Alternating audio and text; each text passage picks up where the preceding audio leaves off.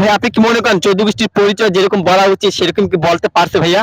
না ওইভাবে হয় নাই। তাহলে আমি চাইবো আপনি 1 মিনিট আপনার 14 গোষ্ঠীর পরিচয়টা তুলে ধরেন। না ভাই, আমি 14 গোষ্ঠী আমার নাই। আমার মানে যতটুকু আর কি বলা যায় 14 গোষ্ঠী তো বলতেই, কিন্তু শুরু থেকে একটু বলেন দেখি।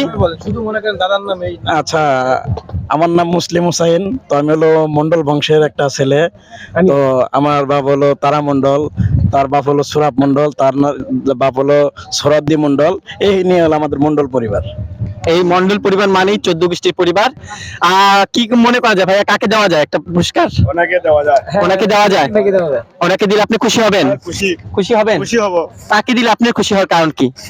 কারণ উনি যে মন্ডল গোষ্ঠীর যে গোষ্ঠীর নামটা উচ্চারণ করছে। দেখছেন আজকাল গোষ্ঠীর কত পাওয়ার। আচ্ছা ভাইয়া দেখুন, আমার হাতে আছে একটা ডায়েরি আর একটা হাতে আছে প্যাক প্যাক।